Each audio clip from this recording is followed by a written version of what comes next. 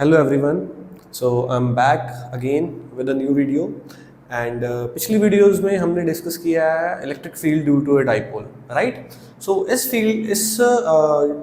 Video में हम discuss करेंगे कि जब एक डाइपोल को यूनिफॉर्म इलेक्ट्रिक फील्ड में रखा जाता है तो उस पर कितनी टॉर्क लगती है, तो उसका बिहेवियर क्या होता है वो आज हम स्टडी करेंगे. So this is a very important article in unit number 1 electrostatics. So let's discuss कि हमारे पास यहाँ पर क्या सेटअप है. So आप देख सकते हो कि हमारे पास इलेक्ट्रिक फील्ड है, यूनिफॉर्म इलेक्ट्रिक फील्ड है, इसीलिए मैंने पैरेलल लाइंस बनाई हुई है, ठीक है. एंड इलेक्ट्रिक फील्ड की जो वैल्यू है दैट इज E, और उस इलेक्ट्रिक फील्ड में हमारे पास एक डाइपोल पड़ा है. सो डाइपोल मैंने रेड कलर से शो किया है एंड नेगेटिव Q से लेकर प्लस Q तक इसकी डायरेक्शन होती है, ये हमें पता है. एंड इलेक्ट्रिक फील्ड और ये जो हमारा डाइपोल है, डाइपोल मूवमेंट है, ये इन दोनों में से एंगल है जो वो है थीटा. इन दोनों में एंगल थीटा है हमारे पास. तो अब हमने टॉर्क फाइंड आउट करनी है इस पर. सबसे पहले देखते हैं कि ये दो चार्जेस हैं, ये फोर्स कैसे एक्सपीरियंस करेंगे जब इन्हें इलेक्ट्रिक फील्ड में रखा जाता है, राइट? सो कुछ बातें आपको जाननी जरूरी है कि जो हमारे पास पॉजिटिव Q चार्ज होता है, जो हमारे पास पॉजिटिव Q चार्ज होता है, it always experience the force along the field. So positive Q charge हमेशा फील्ड के अलोंग फोर्स एक्सपीरियंस करेगा and negative Q charge will experience the force opposite to field, right? ठीक है जी. सो अगर मैं इस नेगेटिव चार्ज पर और इस पॉजिटिव चार्ज पर फोर्स कैलकुलेट करूं तो वो फोर्स कितनी बनेगी? Let's see. Force on charge plus Q. अगर मैं प्लस Q चार्ज पर फोर्स कैलकुलेट करता हूं तो फोर्स का जो हमारे पास फॉर्मूला बनेगा that will B Q into E. Q मतलब charge and E is electric field. आपको पता है कि जो हमारे पास फोर्स और इलेक्ट्रिक फील्ड का रिलेशन होता है that is like this. Force electric field equals to force upon charge. So force क्या बन गई? चार्ज इंटू इलेक्ट्रिक फील्ड, ठीक है.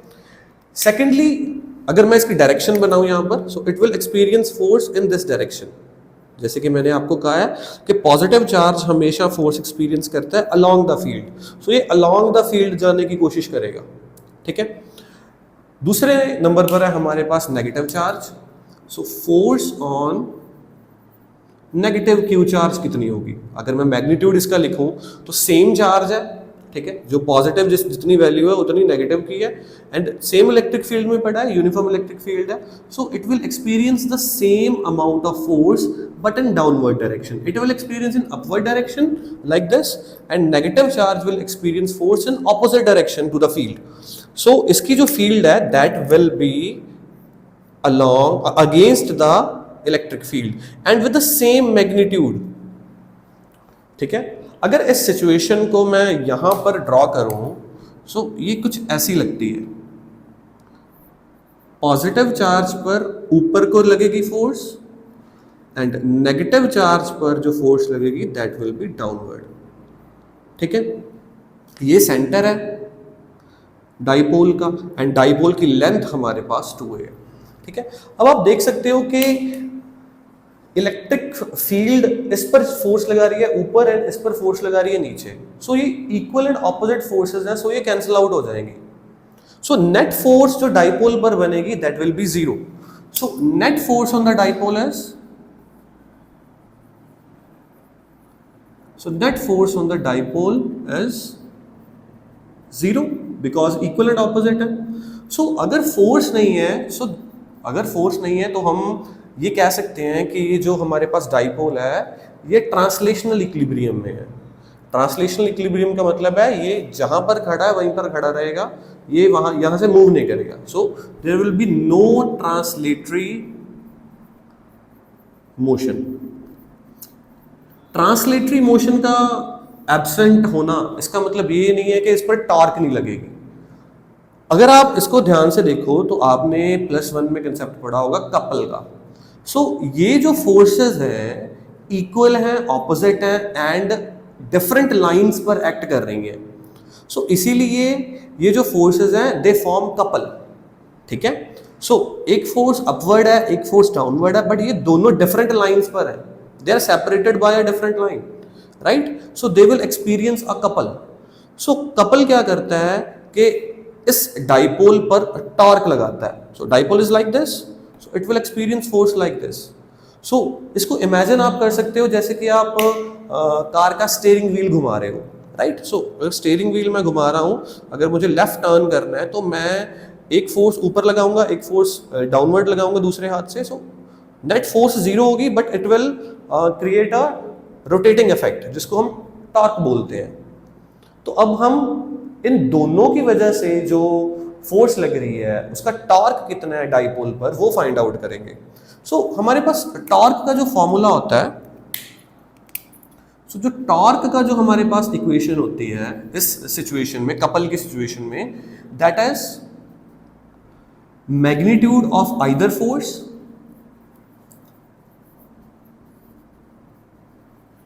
मल्टीप्लाइड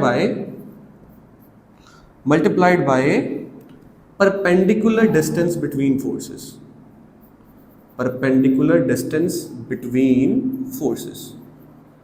So magnitude तो हमें पता है, torque is represented by tau, right? So ये tau वेक्टर रिप्रेजेंट करता है इसको। मैग्नीट्यूड तो हमें पता है कि जो फोर्स है उसका मैग्नीट्यूड क्या है, but the problem is we don't know the perpendicular distance between the forces. So इस फोर्स और इस फोर्स में परपेंडिकुलर डिस्टेंस क्या है? असल में जो परपेंडिकुलर डिस्टेंस होता है वो मैं आपको समझाता हूं। अगर मैं इसको ट्राइंगल को कंप्लीट करूं यहां से, ठीक है।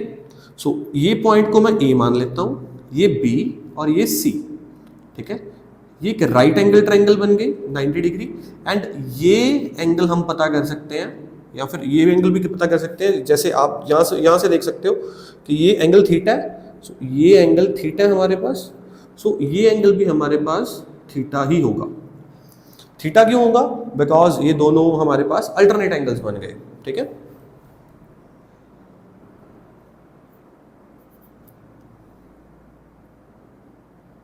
ठीक है बेटा। सो ये थीटा, सो ये भी थीटा, ये अल्टरनेट एंगल्स हैं, इसलिए ये दोनों इक्वल है। यही थीटा मैंने यहां पर बनाया है। परपेंडिकुलर डिस्टेंस वो डिस्टेंस होता है जो दोनों फोर्सेस के परपेंडिकुलर हो। सो ये वाला डिस्टेंस इसके भी परपेंडिकुलर है, 90 डिग्री पर है, आप देख सकते हो। एंड ये वाला डिस्टेंस इस फोर्स के भी परपेंडिकुलर है। सो AC है जो हमारे पास, that is the perpendicular distance between the forces, ठीक है। सो ये जो AC है that is the perpendicular distance. अब इस परपेंडिकुलर डिस्टेंस की वैल्यू कैसे फाइंड आउट करें? Let's see. इसकी वैल्यू फाइंड आउट करने के लिए मैं यूज करूंगा ट्राइंगल ABC, ठीक है।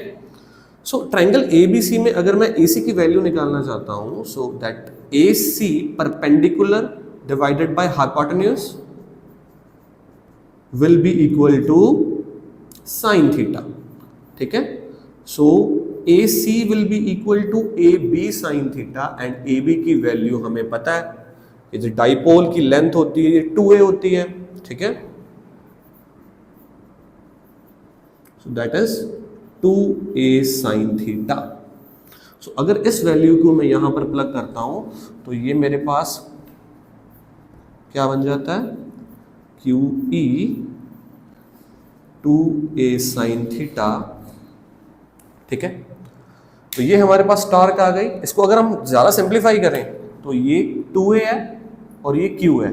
सो 2a एंड Q हमारे पास क्या होता है? 2a एंड Q हमारे पास होता है P वेक्टर, ठीक है, जिसको हम डाइपोल मूवमेंट बोलते हैं। सो ये हमारे पास डाइपोल मूवमेंट बन जाएगी। E की जगह पर ये आ गया, PE साइन थीटा, ठीक है बेटा। अगर हम इसको वेक्टर फॉर्म में लिखें, है ना, अगर टॉर्क एक वेक्टर होता है, तो अगर हम इसको वेक्टर फॉर्म में लिखें तो मैं यहां पर साइन थीटा को हटाकर क्रॉस प्रोडक्ट में लिख सकता हूं। तो ये हमारे पास टॉर्क आ गई on a dipole which is placed in a uniform electric field, ठीक है। क्योंकि ये हमारे पास एक वेक्टर क्वांटिटी है, सो इसीलिए इसकी डायरेक्शन फाइंड आउट करने के लिए हम यूज करेंगे राइट हैंड थंब रूल। सो राइट हैंड थंब रूल कैसे काम करता है मैं आपको एक्सप्लेन करता हूं। सो सबसे पहले हम दोनों वेक्टर्स ड्रॉ कर लेंगे जो हमारे पास हैं। So torque equals to P cross E। So हमारे पास जो इलेक्ट्रिक फील्ड वेक्टर है दैट इज लाइक दिस, ठीक है, and P vector dipole moment vector is like this.